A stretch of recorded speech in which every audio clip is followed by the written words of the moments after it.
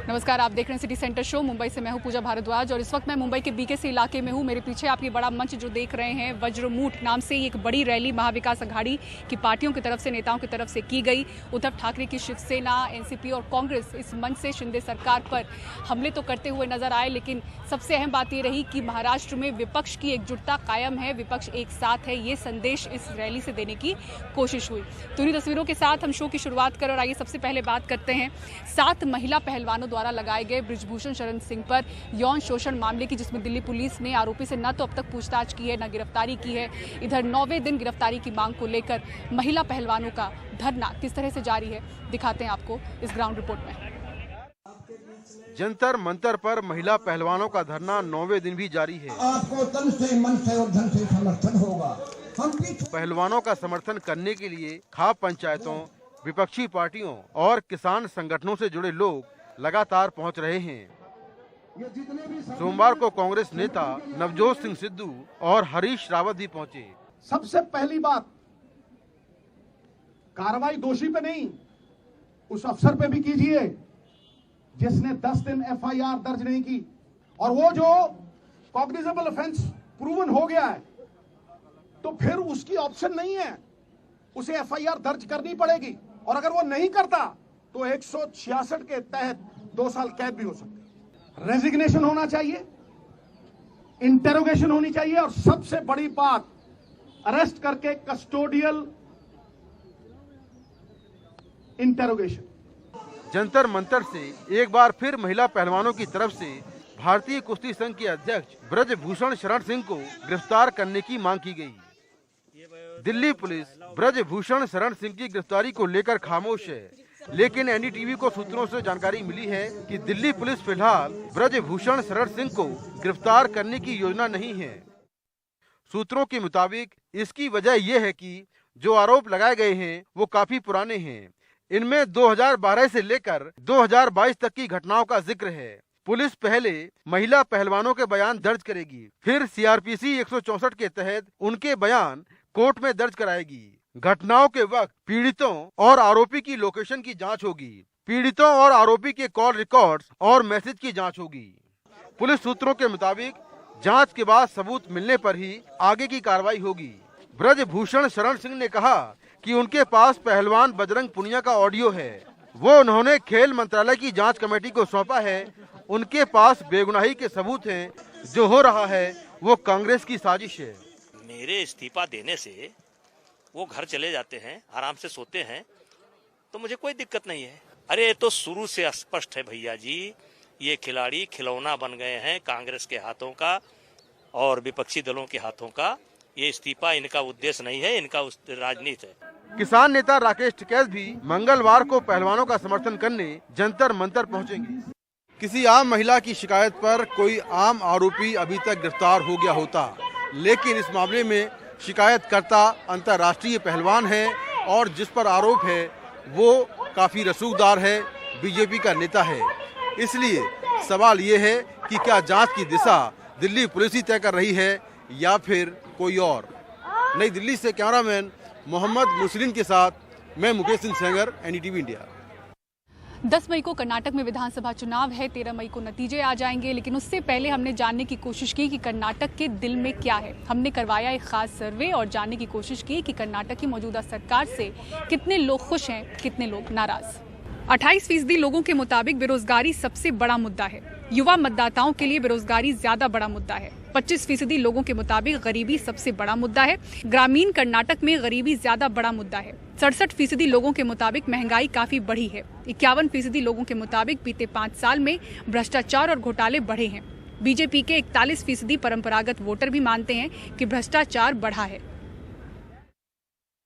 सारे मतदाताओं को देखें तो उसमें 28% कहते हैं कि बेरोजगारी अहम मुद्दा है उनके लिए। लेकिन जो युवा मतदाता है, जो रोजगार की तलाश में है, 18 से 25 वर्ष के युवा, उनमें ये मुद्दा ज्यादा अहम है और उन्हें 38% के लिए बेरोजगारी सबसे बड़ा मुद्दा तो है। जो इशू ऑफ इम्पोर्टेंस, मतलब ये कितना जरूरी है उनके लिए, ये वो आंकड़े हैं जो आप स्क्रीन पर देख रहे हैं। और यही जो आप गरीबी की बात कर रहे हैं कि उसमें 25% पूरे कर्नाटक में 25% लोग कहते हैं, लेकिन इसमें ग्रामीण और शहरी मतदाताओं का अंतर दिखा रहे हैं। ग्रामीण मतदाताओं के लिए ये ज्यादा बड़ा मुद्दा है, 30%, शहरी मतदाताओं के लिए सिर्फ 19%।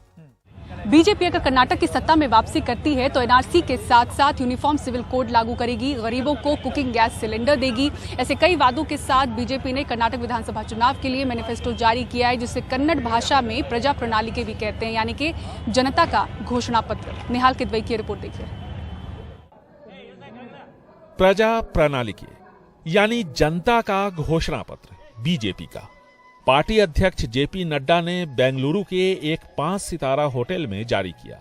कई वादे किए गए, जिनमें अहम है एनआरसी और यूनिफॉर्म सिविल कोड यानी समान नागरिक संहिता लागू करना, गरीबी रेखा के नीचे रहने वाले परिवारों को साल में 3 कुकिंग गैस सिलेंडर, आधा लीटर दूध रोजाना और 5 किलो अनाज हर महीने। बेंगलुरु को सपनों का नगर बनाया जाएगा, यानी स्टेट कैपिटल रीजन के तौर पर विकसित किया जाएगा। रामनगरा में राम मंदिर को भव्यता और अंजनाद्री पर्वत पर हनुमान जन्म स्थान विकसित करना, बेरोजगारों को रोजगार देना शामिल है। कांग्रेस की झूठ की रेवड़ियों का पर्दाफाश करने के लिए आपको कांग्रेस शासित दूसरे राज्यों की सच्चाई भी लोगों को बतानी होगी। हाल ही में प्रधानमंत्री ने मुफ्त वादों की आलोचना की थी, लेकिन बीजेपी अपनी लोक लुभावन घोषणाओं को जरूरी बता रही है। That what is the difference between freebies and empowerment? Freebies are when you say कि हम सबको बिजली मुफ्त कर देंगे, पानी का कुछ देना ही मत। This is freebies. When I talk about that the BPL will get 5 kg of rice and 5 kg of wheat, this is empowerment. धर्मांतरण रोकथाम और गौ हत्या रोकथाम कानून को बीजेपी ने अपनी उपलब्धि बताया, यानी सांप्रदायिक ध्रुवीकरण को मैनिफेस्टो में काफी अहमियत दी गई है। लिंगायतों की नाराजगी और गुटबाजी की शिकार बीजेपी को अपने मैनिफेस्टो से काफी उम्मीद है। This very good manifesto. ये मैनिफेस्टो बहुत अच्छा है, बहुत सोच समझकर लोगों के लिए बनाया गया है। मुझे उम्मीद है कि हम 135 से 140 सीटें जीत पाएंगे।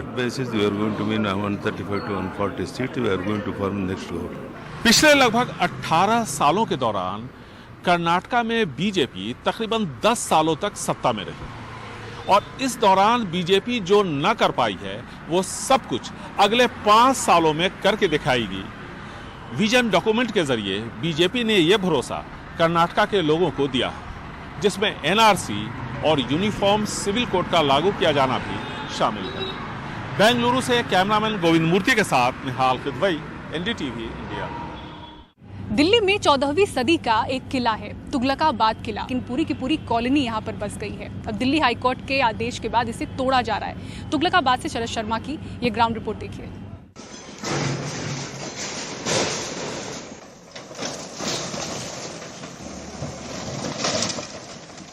दिल्ली के ऐतिहासिक तुगलकाबाद किले के अंदर बीते 2 दिनों से ये बुलडोजर यूं ही चल रहे हैं और हजारों लोगों से उनका आशियाना छीन रहे हैं।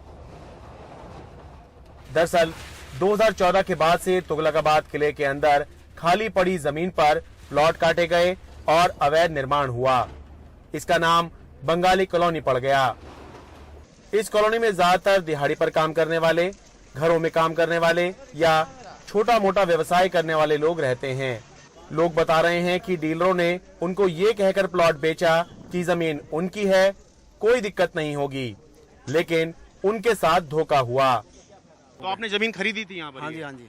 अच्छा, तो क्या कोई रजिस्ट्री वगैरह भी हुई आपकी? कुछ भी नहीं है सर। अच्छा, रजिस्ट्री नहीं है, बस केवल आपको ये कह के बेच दी कि किसी ने कहा कि ये मेरी जमीन है, मैं बेच रहा हूँ आपको। हाँ जी, हाँ जी।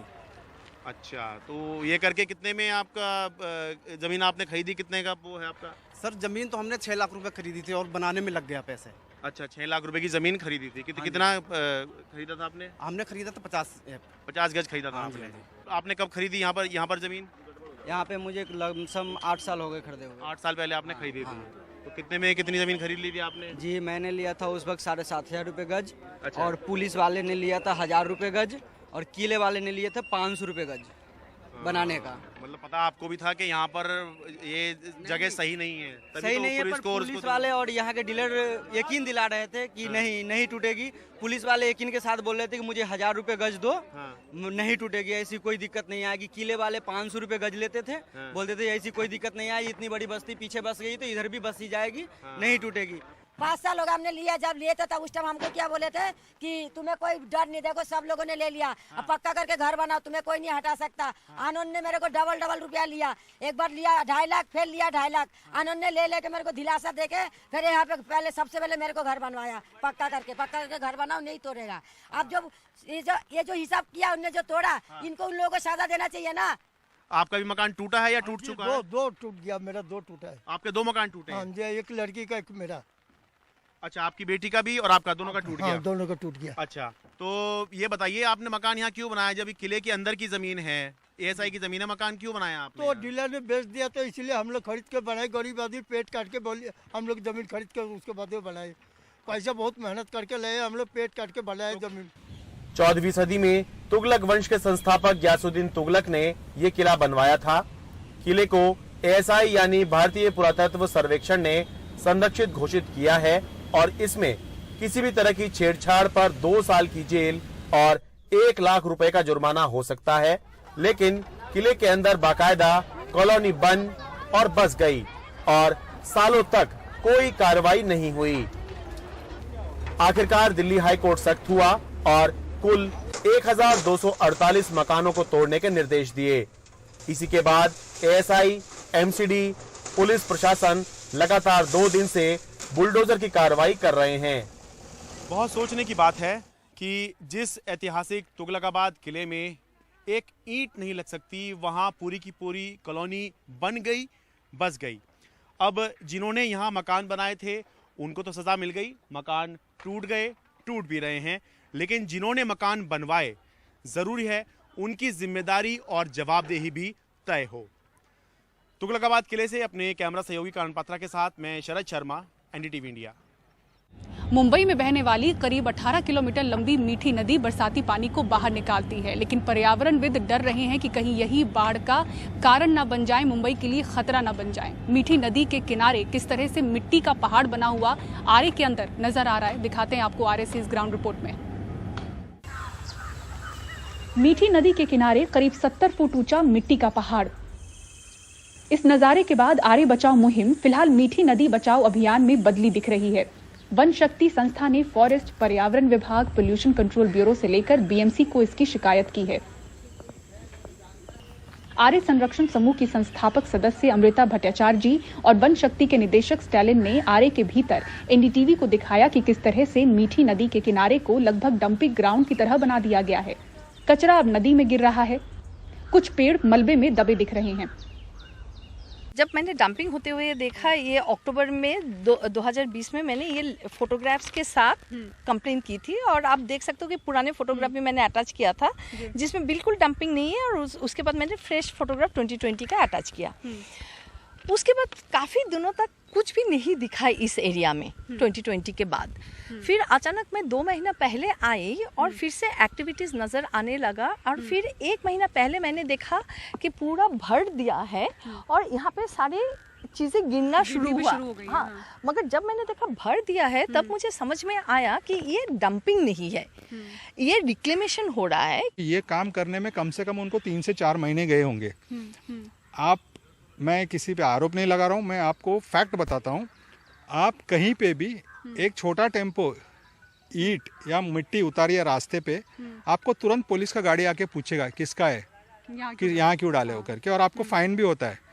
लेकिन इतने पैमाने पे हजारों ट्रक मिट्टी डाला गया यहाँ पे, ना बीएमसी का विजिलेंस स्क्वाड ने कुछ देखा, ना एमपीसीबी ने किसी ने कुछ देखा, ना पुलिस ने किसी ने देखा, ना पर्यावरण डिपार्टमेंट से किसी ने देखा, ना फॉरेस्ट डिपार्टमेंट ने देखा। इसका कोई जस्टिफिकेशन नहीं है कि आपने बहुत बड़ा प्रोजेक्ट करना था और इसीलिए करना पड़ा, ऐसा कुछ नहीं है। और ये सरासर बोलते ना क्रिमिनल है, इसके ऊपर एक्शन होना चाहिए।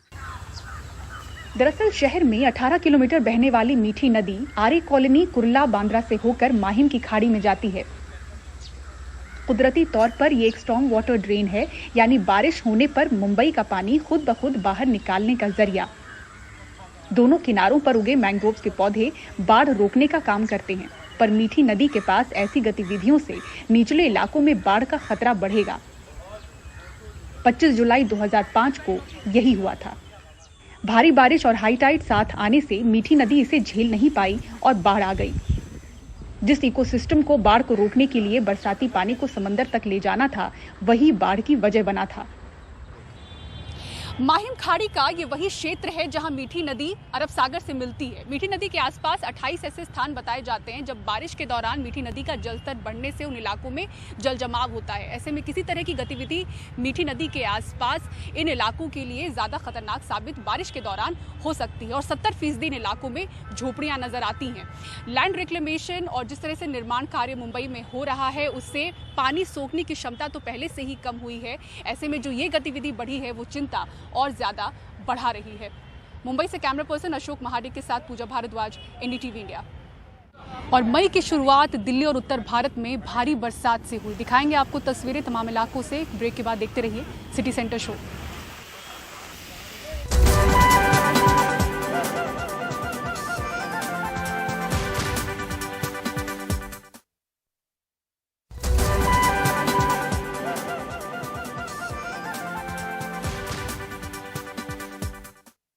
जॉक जॉनफ्रिलो जो कि सेलिब्रिटी जज थे मास्टर शेफ ऑस्ट्रेलिया पर, 46 साल की उम्र में उनका निधन हो गया है। उनके परिवार ने बयान जारी कर ये जानकारी सामने रखी। परिवार ने जॉक के इंस्टाग्राम अकाउंट पर शोक संदेश जारी किया है। उनके निधन को लेकर इस पोस्ट में काफ़ी कुछ लिखा गया है। पोस्ट में लिखा गया है, हमारा दिल पूरी तरह से टूट चुका है। हमें नहीं पता कि उनके बिना पूरी तरह से टूटे हुए दिलों के साथ और ये जाने बिना कि हम उनके बिना कैसे जिंदा रहेंगे, हमें काफ़ी दुख के साथ आपको बताना पड़ रहा है कि जॉक का कल निधन हो गया। उनके बारे में कहने के लिए इतने सारे शब्द हैं, इतनी सारी कहानियाँ बन सकती हैं, लेकिन इस वक्त हम उन्हें लेकर बहुत भावुक हैं और उन्हें शब्दों में बयान नहीं कर सकते। आपको बता दें कि जॉक जॉनफ्रिलो के इस शो मास्टर शेफ ऑस्ट्रेलिया का लेटेस्ट सीजन इसी वीक शुरू होना था। तो दिल्ली एनसीआर में आज मौसम सुहाना हो गया। बारिश से तापमान में गिरावट आई, लेकिन जलभराव की भी स्थिति दिखी और इससे ट्रैफिक से किस तरह से लोग जूझते दिखे, इन तस्वीरों में आपको दिखाते हैं।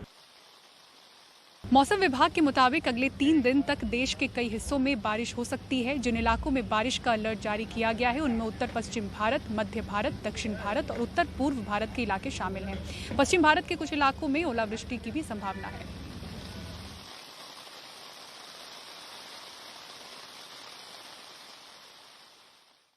1 मई का स्वागत दिल्ली और उत्तर भारत में भारी बरसात ने किया। इस बेमौसम बरसात से सभी हैरान हैं।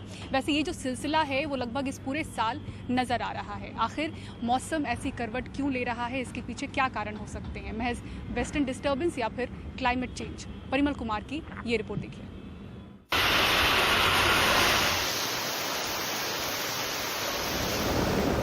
मई महीने में दिल्ली में ऐसी जोरदार और लंबी बारिश याद नहीं आती।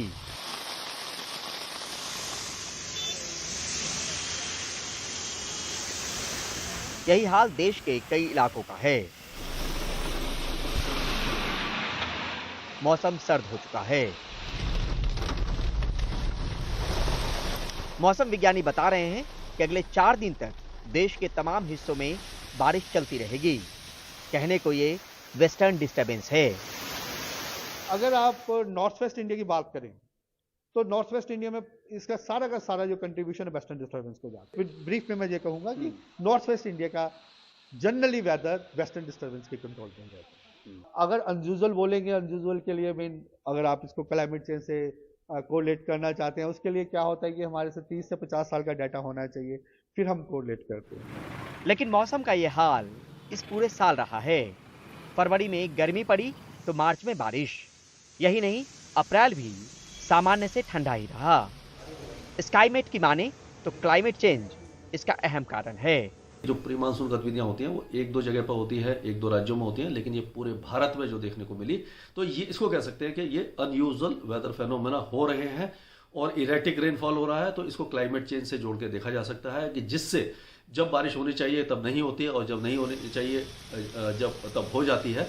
तो कोई मतलब एक पैटर्न नहीं है जो बारिश का जो होना चाहिए। ये क्लाइमेट चेंज का ही असर है और ये अगर क्लाइमेट चेंज को रिवर्स नहीं किया गया और उपाय नहीं किए गए, ग्रीन हाउस गैसेस को कम नहीं किया गया, तो ये आगे और ज़्यादा इस तरह के इरेटिक वेदर देखने को मिल सकते हैं। बहरहाल कहीं हल्की बूंदाबांदी और बारिश तो कहीं ओलावृष्टि तक के आसार। तापमान में मौसम का सुखद एहसास तो है, पर मार किसान से लेकर पैदावार तक पर पड़ेगी। नई दिल्ली से परिमल कुमार, एनडीटीवी इंडिया। और सिटी सेंटर शो में फिलहाल इतना ही। मुंबई के बीकेसी से पूरी टीम को दीजिए इजाजत। खबरों के लिए देखते रहें एनडीटीवी इंडिया।